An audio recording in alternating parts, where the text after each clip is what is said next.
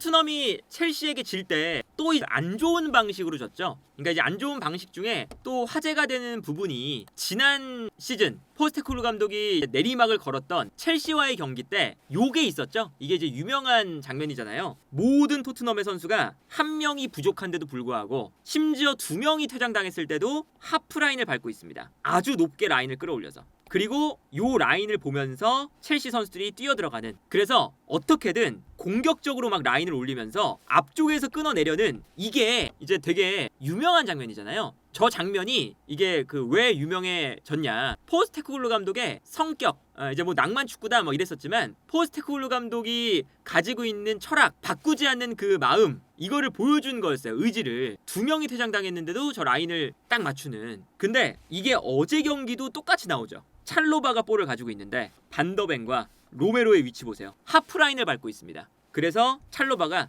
뻥 차요. 수비 라인에서. 그리고 앞쪽에 있는 니콜라스 잭슨이 뜁니다. 그리고 니콜라스 잭슨이 빠른 선수다 보니까 한 번에 뻥 찼는데 이 공간으로 떨어지면, 물론 반데번과 로메로도 빠르지만 잭슨도 빠르니까 이 떨어지는 볼을 잭슨이 먼저 가져가요. 그리고 이제 로메로가 뒤따라 달려들어오면서 부딪혔는데 균형을 잃지 않고 1대1 찬스. 그리고 비카리오가 가까스로 막았지만 요 떨어진 볼을 또 반더벤이 급하니까 막 걷어내다가 잭슨 맞은 다음에 골대 맞고 나오는 재밌는 장면이 연출이 됐잖아요. 그러니까 저런 장면을 보면 첼시와의 경기를 지난 시즌을 돌아봤을 때 지난 시즌 저 하프라인을 밟는 저 모습이 포스테코글루 감독의 모든 축구 철학을 설명해 준다고 봐야 되는데, 도대체 저거를 왜 저렇게까지 고집을 하냐. 10명이 있든 11명이 있든 9명이 있든 왜 고집을 할까? 이게 이제 의문인 거죠. 기본적으로 저렇게 라인을 밟아버리면 우리가 이제 생각을 했을 때 너무 위험성이 커요. 그러니까 라인이 그냥 높아도 이게 니콜라스 잭슨이 이렇게 있어요. 예를 들어서. 그리고 토트넘이 라인을 올립니다. 근데 올렸을 때 하프라인 밑에서 라인이 어쨌든 형성이 되는 거랑 위에서 형성이 되는 거랑 어떤 게 달라지냐면 이런 겁니다. 공격수가 수비수의 라인 싸움을 해요. 이렇게. 그러면 공격수는 수비수랑 심리 싸움을 해야 되죠. 예를 들어서 공격수 이렇게 앞에 있을 때 뒤에서 볼이 넘어온다. 그 순간 수비 라인을 순간적으로 높이면서 오프사이드 라인에 걸리게 만들 수 있으니까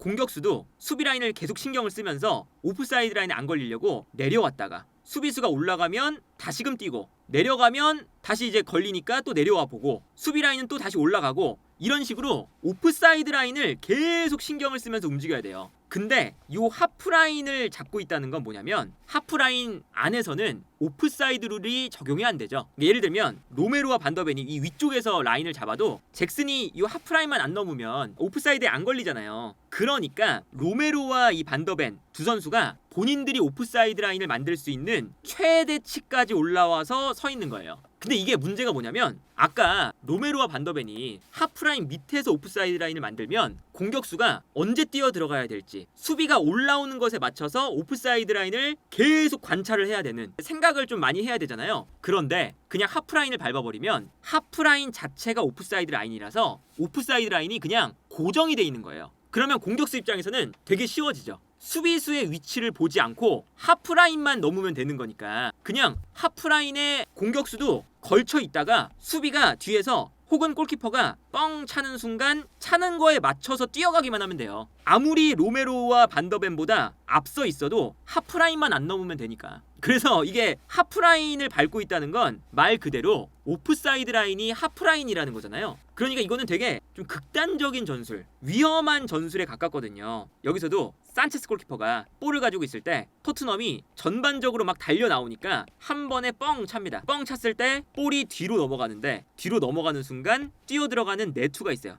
그리고 반더벤도 스피드가 빠르지만 요 뒷공간을 모두 커버하긴 힘들잖아요. 그래서 네투가 뛰어 들어갔는데 네투가 뛰어 들어갈 때 반더벤이 떨어지는 볼을 가까스로 이제 발에 맞췄어요. 근데 여기서도 약간 실수가 나와서 네투한테 갈 뻔했죠. 이 볼이 네투가 결국에 컨트롤이 안 되면서 흘러가긴 했는데 이것도 수비수에게 너무 부담되는 거예요. 그리고 이게 어떤 문제냐, 수비수가 너무 올라가 있다 보니까 볼이 뻥 뒤로 넘어왔을 때 뒤를 보면서 달려가야 돼요. 수비수가 앞을 바라보고 있으면 약간 뒤에 있을 때 롱볼이 넘어오면 앞으로 볼을 떨어뜨려 줄 수 있죠. 그런데 이렇게 되면 수비수 입장에서는 달려가면서 뒤통수 쪽에서 패스가 넘어오는 거예요. 뒤통수 쪽에서. 그러니까 실수가 나올 만한 장면이 나오겠죠. 이 장면도 라인이 높아요. 높으니까 그냥 첼시가 뻥 찹니다. 뒤로. 그리고 여기서 로메로가 달려가는데 여기서도 로메로가 뒤를 보면서 달리죠. 그리고 볼은 요 앞으로 떨어집니다. 로메로의 뒤통수부터 떨어지는. 그러니까 로메로가 여기서 요 공간에 있었다면 달려 나오면서 걷어낼 텐데 뒤로 뛰고 있으니까 이거를 걷어내기가 힘들어요. 그래서 로메로가 지금 달려갈 때 순간적으로 볼이 한번 지면에 바운드가 되면서 튑니다. 그럼 이렇게 튀어 오르면 공격수가 달려들어서 부딪힐 수가 있으니까 볼이 튀어 올랐을 때 로메로에게 압박을 가해요.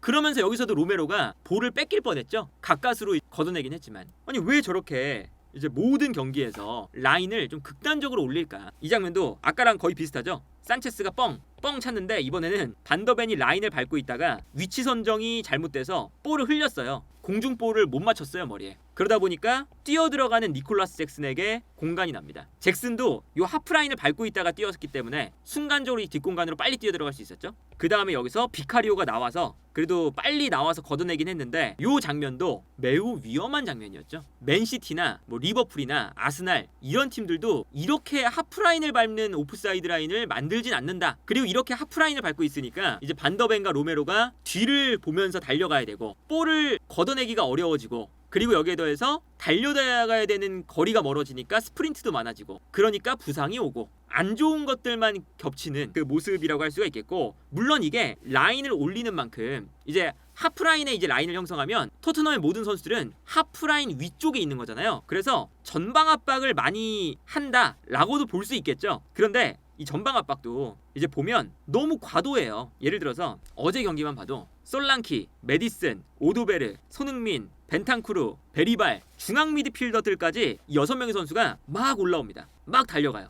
모든 선수가 여기 달려가요. 근데 여기서 첼시가 그냥 떨어지는 볼을 툭 앞쪽으로 줍니다. 툭. 근데 이렇게 하면 요 6명의 선수들은 그냥 첼시가 공격을 할 때 볼보다 뒤에 있게 되는 거예요. 한 번만 머리로 떨어뜨려 줬는데 바로 첼시가 볼을 잡고 편안하게 공격을 하는 거죠. 6명의 선수가 다 올라가 있으니까 수비 라인에는 우도기, 반더벤, 로메로, 스펜스 4명밖에 없습니다. 공간이 엄청 나와 있죠? 여기에. 그리고 모든 선수가 이제 앞에 있으니까 6명의 선수는 첼시의 공격을 뒤에서 막아낼 수가 없어요. 이런 장면이 많이 나왔어요. 이 장면도 마찬가지인데 이거는 그래도 압박이 어느 정도 성공하는 장면이긴 해요. 근데 코릴이 패스를 보내줄 때 손흥민, 오도베르, 솔랑키, 베리발, 메디슨, 벤탄쿠르 다 올라옵니다. 그리고 요 공간으로 패스를 보내주는데 이때 벤탄쿠르가 발을 뻗어요. 근데 여기서 태클이 안 됐어요. 그래서 또다시 이 6명이 앞에 있는데 첼시가 이 공간을 넘어가는 순간 바로 역습인 거죠. 물론 여기서 이제 파머가 볼을 터치를 할 때 볼이 튀어서 스펜스한테 볼이 가는 장면이긴 했거든요. 이런 것처럼 너무 모든 선수가 앞쪽에서 달려들기만 한다. 너무 후방에 부담감이 큰 거죠. 그리고 이제 어제 야유를 받았던 사르를 투입한 이유도 이런 거예요. 베리바를 빼고 사르를 투입한 건 기동력을 살려서 앞에서 싸워라. 그래서 여기서도 모든 선수가 지금 앞에 가 있죠. 모든 선수가 달려들고 있어요. 근데 달려들 때 이번에는 카이세도가 달려드는 것을 역이용해서 그냥 센스 있게 한 바퀴 돕니다. 이렇게. 그러니까 토트넘의 선수들이 달려드는데 카이세도가 유연하게 이렇게 뒤로 돌아서니까 한 번에 돌파가 돼요. 나머지 앞으로 달려가던 선수들 다 바보처럼 앞에만 있습니다. 그래서 편안하게 카이세도가 볼을 끌고 유유히 올라오고 있는. 그리고 뒤쪽에는 당연히 선수가 적으니까 공간도 많이 나오고 이 공간으로 패스를 찔러주면 되는 거겠죠. 편안하게. 그래서 어제 사실은 첼시가 어제 득점력만 더 좋았다면 이제 1대0이 아니라 2대0, 3대0이 될 만한 경기였다. 근데 이제 기본적으로 보면 스코어를 떠나서 그리고 승패를 떠나서 토트넘이 한 경기의 승패가 아니라 전체적으로 이번 시즌 저렇게 과도하게 압박하는 게 안 통한다는 게 드러났는데 그러니까 이게 뭐 지난 시즌엔 10경기는 좋았어요. 10경기 동안은 저런 진짜 미친 압박이 프리미어리그 팀들 입장에서도 당황을 하는 면이 있었습니다. 그래서 뒤에서 볼 돌리다가 갑자기 압박당해서 뺏기고 득점하고 그런 게 있었거든요. 근데 10경기가 지나니까 다른 팀들도 나오는 에너지를 활용해서 역동작만 걸리게 하면 한 번만 넘어가면 쉽네. 그걸 이제 다 인지하고 있으니까 토트넘이 상대하기 쉬운 팀이 됐다. 그래서 이제 지난 경기 토트넘과 첼시의 경기도 사실은 여러 가지 이야기들이 나올만 하지만 어제도 첼시 원정을 가서 하프라인을 밟고 있었다는 거. 근데 이게 이제 문제는 토트넘이 유로파 리그를 하잖아요. 유로파 리그에는 니콜라스 잭슨만큼 빠른 스피드를 가진 공격수들이 충분히 있거든요. 유로파리그 지금 이제 8강전에 간 건데 8강전에 만나는 프랑크푸르트, 4강전에서 만날 수 있는 라치오, 결승전에 만날 수 있는 빌바오라던가 맨유, 이런 팀들이 다 빠른 선수들이 있어요. 맨유 같은 경우만 해도 호일룬, 가르나초 이런 선수들이 빠르고, 그리고 뭐 빌바오 같은 경우는 뭐 니코 윌리엄스 같은 선수들이 있는 거고, 프랑크푸르트만 해도 바호야, 에키티케, 와히 이런 빠른 선수들이 있거든요. 공격수들이. 그래서 유로파리그 우승도 이런 식으로 하면 과연 토트넘이 이 뒷공간에 대한 대처 이 정도로 안 되면 괜찮을까 좀 걱정이 된다. 그리고 포스테코글루 감독이 지금 이제 경질 얘기가 나오는 건 단순히 그냥 이 첼시전 한 경기 이번 시즌에 우승 못하는 거 이런 것만 있는 게 아니라 뭔가 개선이 돼야 되는데 경기력적으로 개선이